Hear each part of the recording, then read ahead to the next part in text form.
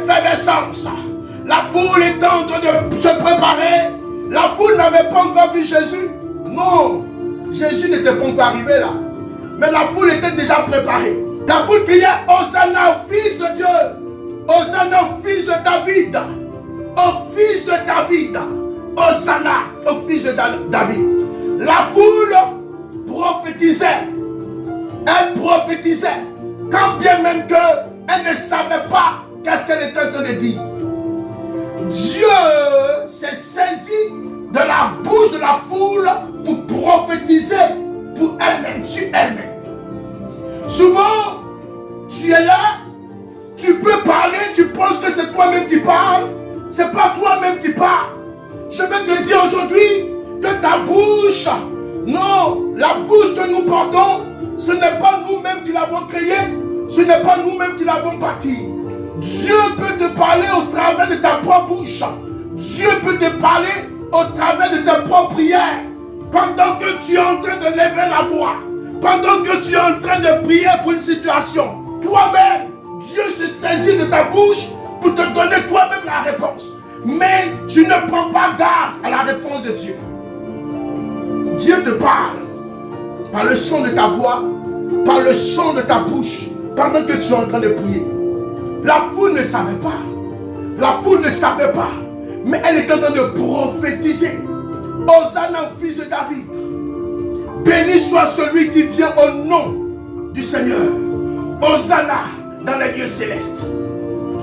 D'où cela sort? Ça sort de la bouche de la foule. La foule était en effervescence. La foule bouillonnait.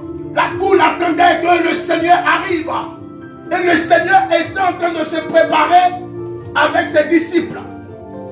Le Seigneur se préparait du côté d'un anneau. Un anneau. Hey! Quelle humilité! Quel abandon! Quel rabaissement! Au lieu qu'il monte sur un cheval de guerre couronné, oui, couronné de galons, des généraux, couronné d'or, d'émeraudes, partout, il a refusé. Il a pris un anneau rejeté de tous, un anneau négligé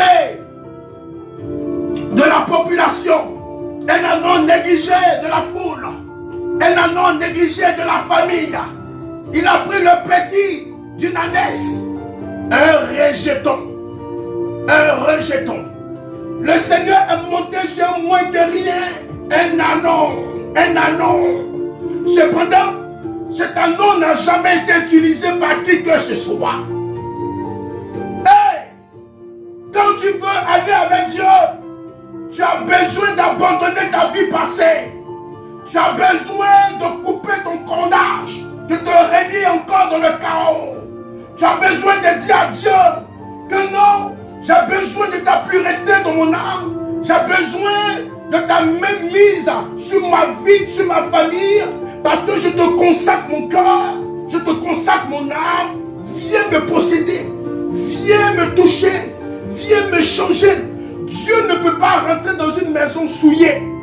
Dieu ne peut pas partager sa vie, son esprit avec quelqu'un qui est pur.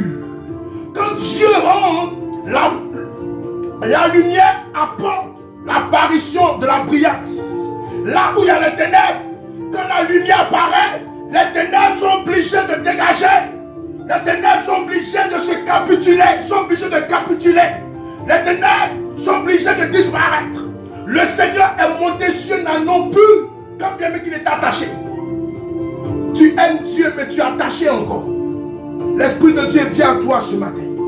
Pendant que je parle, ta vie doit être une vie pure.